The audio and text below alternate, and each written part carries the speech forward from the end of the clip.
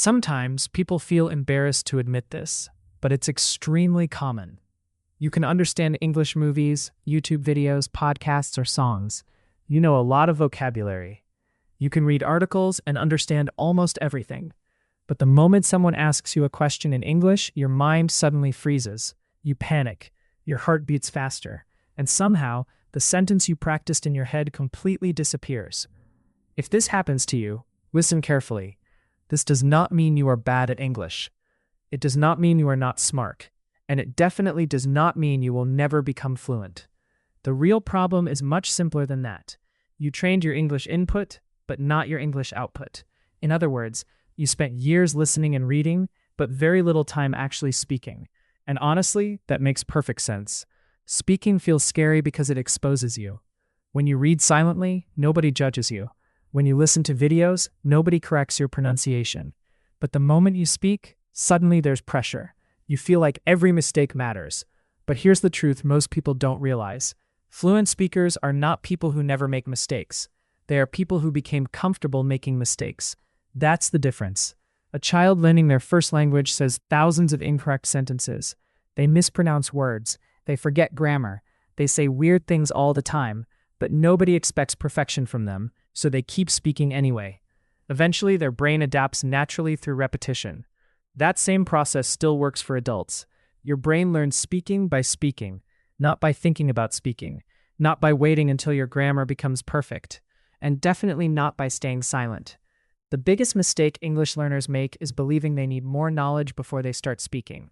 So they keep studying grammar rules, they memorize more vocabulary lists, they watch more videos, they prepare endlessly. But preparation without action creates frustration. Imagine someone who spends 2 years reading books about swimming, but never enters the water. Would they become a confident swimmer? Of course not. At some point, they have to jump into the pool. English works exactly the same way. You don't become fluent first and then start speaking. You start speaking first, and fluency slowly appears afterward. That's why even 5 minutes of daily speaking practice matters more than 3 hours of passive studying. Your mouth needs training, your tongue needs repetition, your brain needs real-time practice turning thoughts into sentences. At first, it feels slow because your brain is translating everything from your native language. You think of the sentence in your own language first, then convert it into English.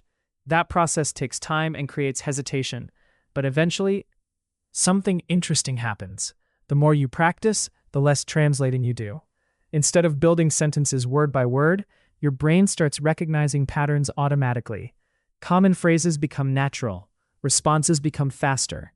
You stop thinking so hard about grammar because your brain begins predicting what sounds correct through repetition. That's why consistency matters more than intensity. 1 hour every day is better than 7 hours once a week. Small daily practice rewires your brain. Now let's talk about fear, because honestly, fear is the real reason most people stay stuck. A lot of learners aren't afraid of English itself. They're afraid of embarrassment. They're afraid someone will laugh. They're afraid of sounding stupid. So instead of risking imperfection, they choose silence. But silence feels safe only temporarily. Over time, it becomes a prison. Every day you avoid speaking, speaking becomes scarier. Your confidence gets weaker because confidence only grows through action. Think about the first time you rode a bicycle. You were probably nervous. Maybe you fell. Maybe you looked awkward. But after enough practice, riding became automatic. Speaking English follows the same pattern. The discomfort you feel now is temporary. The confidence you build later is permanent. And honestly, most people are far less judgmental than you think. People usually respect learners who try. Even native speakers make grammar mistakes constantly. They forget words, they mispronounce things, they pause mid-sentence. Real communication is messy for everyone. Perfection is not the goal. Connection is. If people understand your message, your English is already working. Another thing many learners misunderstand is pronunciation. They believe having an accent is bad, but having an accent is completely normal. Almost everyone in the world speaks English with some kind of accent. American, British, Australian, Indian, Filipino, Nigerian, Singaporean. All different accents, all still English. Your goal is not to sound identical to someone else. Your goal is to become clear and confident. That's it. In fact, confidence often matters more than perfect pronunciation. Someone speaking simple English confidently is usually easier to understand than someone using advanced vocabulary nervously. Now, here's something extremely important. We need to stop consuming English only for entertainment and start using it actively. Watching videos helps, listening to podcasts helps, but passive learning alone creates the illusion of progress. You feel productive because you understand more, but your speaking ability stays frozen. That's why active practice changes everything. And thankfully, you can practice even if you're alone. One of the best methods is speaking to yourself. Yes, it feels weird at first, but it works incredibly well. Describe your actions throughout the day in English. I'm making coffee. I need to answer this email. The weather feels hot today. Simple sentences repeated daily train automatic thinking. Another powerful technique is shadowing. Choose a short video with clear English. Listen to one sentence, pause it, repeat exactly what you heard. Copy the rhythm, pronunciation, and speed. This trains your ears and speaking muscles at the same time. At first, you'll struggle to keep up. That's normal. But after weeks of repetition, your speaking becomes smoother because your brain starts absorbing natural sentence patterns. Reading aloud also helps more than people realize. When you read silently, your brain recognizes words visually. But when you read aloud, you connect reading, pronunciation, listening, and speaking together. That combination strengthens fluency much faster. And here's another underrated trick. Record yourself speaking. Most learners avoid this because hearing their own voice feels uncomfortable. But discomfort creates awareness. When you listen back, you catch mistakes you didn't notice before. You track your improvement. And most importantly, discomfort fades with practice. Each time you record and listen back, you become clearer and more natural. So, start practicing now. Speak with yourself, read aloud, shadow videos, record your voice. It all adds up, and soon you'll speak confidently, smoothly, and clearly. You notice where you hesitate, where your pronunciation becomes unclear, and where your speaking actually sounds better than you expected. Because honestly, many learners are much better than they think. They just lack confidence. Confidence doesn't magically appear one morning. It comes from evidence. Every small conversation, every practice session, every awkward sentence survived successfully becomes proof that you are improving. And improvement is usually invisible, day by day.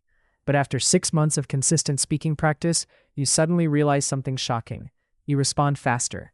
You hesitate less. You stop translating every sentence.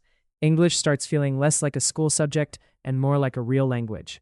That transformation happens slowly, then all at once. But there's another important mindset shift you need to make.